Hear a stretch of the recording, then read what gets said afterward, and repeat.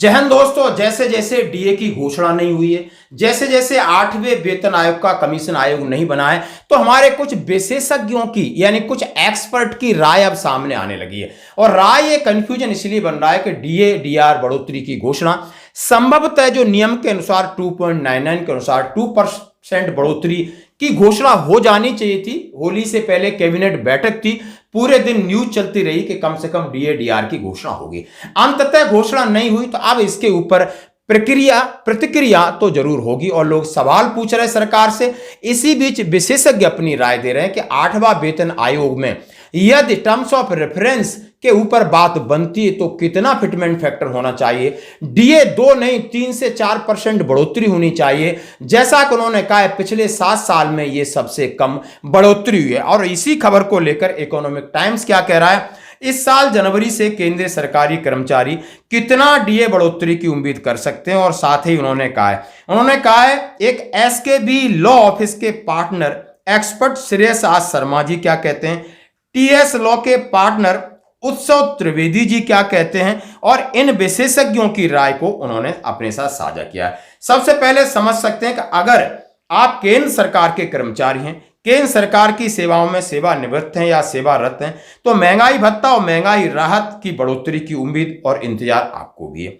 विशेषज्ञों का मानना है कि डीए जो वर्तमान केंद्र सरकार के कर्मचारियों के लिए लागू है, वह महंगाई राहत जो पेंशन भोगियों के लिए लागू है 1 जनवरी 2025 से प्रभावी है। 2% तक की बढ़ोतरी की जाएगी। अगर ऐसा होता है तो यह पिछले 7 वर्षों में सबसे कम डीए बढ़ोतरी में से एक होगी, क्योंकि जुलाई 2018 में डीए को 2% बढ़ाकर 7 से 9 किया गया था। हालांकि कुछ विशेषज्ञों का मानना है 3 से 4% बढ़ोतरी की उम्मीद है। अब कौन से विशेषज्ञ क्या तर्क है, इसको देखते हैं। डीए में वृद्धि से सफल वेतन पेंशन भुगतान में प्रत्यक्ष वृद्धि होती है। किसी भी व्यक्ति के मूल वेतन का 53% अनुमानित 2% बढ़ता है तो उस तरह बढ़ेगा। लेकिन उन्होंने कहा है कि मार्च 2025 होली पे इसकी घोषणा का न होना एक संदेह की स्थिति है और सरकार इसके ऊपर गहन विचार कर रही है।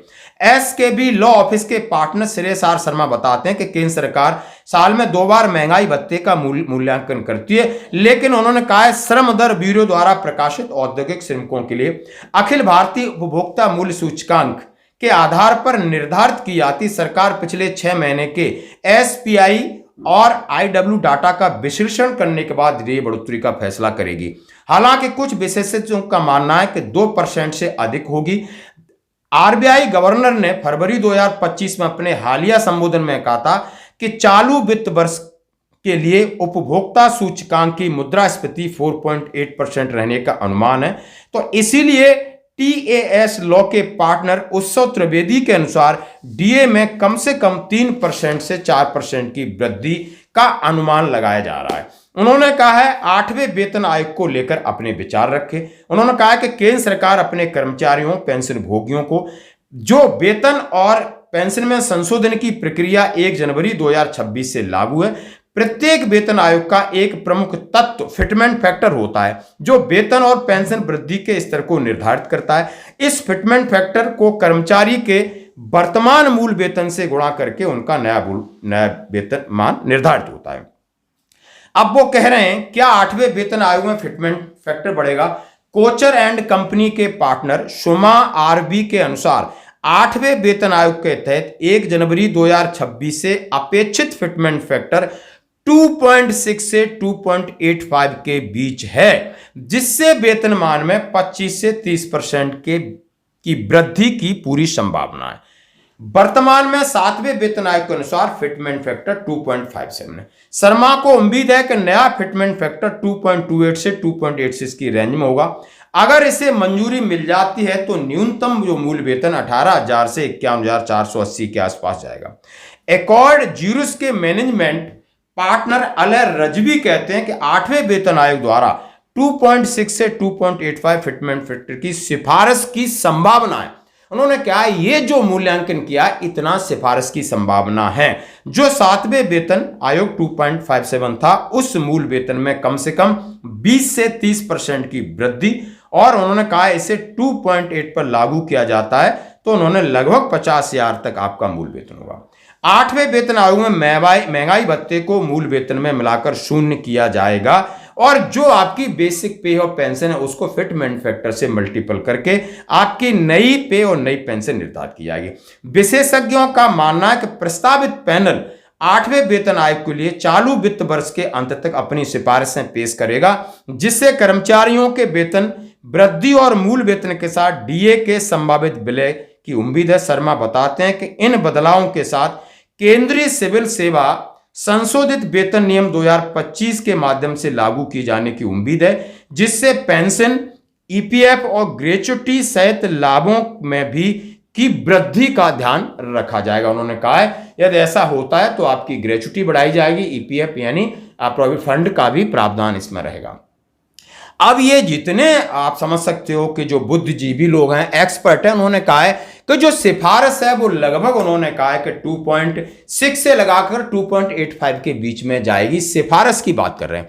अब सिफारिश के बाद फर्क पड़ता है कि सरकार क्या इसकी अनुशंसा करती है। सरकार अपना बजट देखेगी, खजाने पर कितना प्रेशर आएगा, और सरकार के आगे यदि कहीं चुनाव है तो सरकार कोई न कोई राजनीतिक फायदा उठाएगी। लेकिन इस बार इस बात को लेकर अलग अलग एक्सपर्ट, अलग अलग विशेषज्ञ अपनी राय दे रहे हैं। जैसा कि आपने सुना कि डीए को लेकर भी सरकार कहीं न कहीं अपनी एक स्टडी, अपना विचार कर रही है। कि पिछले आप समझ सकते हो कि इसमें वादे इतना करने के बाद, महंगाई इतना बढ़ने के बाद, लोग त्रस्त होने के बाद, लेकिन बीजेपी पता क्या है, ये एक स्टार है, जैसे नाना पाटेकर हैं, बस वादा कर देते हैं फिल्मी स्क्रीन पे और कुछ नहीं बेटा। कांग्रेस सरकार थी तो मेरे जेब में पैसे रहते थे, आज मेरा बटुआ देखो जी, आज मेरा पर्स देखो,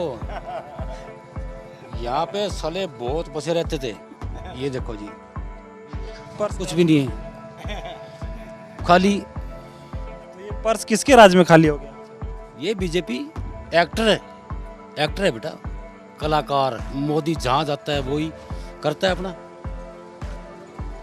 जिस भाषा में चले गया वहीं चलता है वो। बीजेपी सरकार ने महंगाई, बेरोजगारी सबसे ज्यादा भ्रष्ट करी है इसने, लोगों ने सबसे ज्यादा बेरोजगारी है, सबसे ज्यादा ये क्या नाम महंगाई है, सबसे ज्यादा ये मांगी इनको। मोदी जी कम करे महंगाई तो अच्छे, 500 रुपये सिलेंडर तो अच्छी बात है। ये तो बताओ 1000 रुपये सिलेंडर तो दे रहे, कहाँ से लेगा गरीब आदमी? सिलेंडर कहाँ से लेगा? इतना पैसे है ही नहीं किसी के पास, कहाँ से लेंगे? मतलब महंगाई बहुत है, बेरोजगारी बहुत है। और सरकार पिछले 7 साल में सिर्फ 2% डीए के ऊपर जाएगी। शायद सरकार के मन में कहीं ना कहीं शंका है कि इसके बाद बहुत सारा हंगामा, बहुत सारे सवाल हो सकते हैं, इसलिए होली पर उन्होंने इसको डिक्लेयर नहीं किया। और लगातार इस बात की उनके ऊपर दबाव बनाया जाता है कि कम से कम 3 से 4% डीए की बढ़ोतरी की जाए। तो दोस्तों, ये थी आपके इकोनॉमिक टाइम्स की रिपोर्ट, जिन्होंने विशेषज्ञ राय आपके साथ साझा की। धन्यवाद।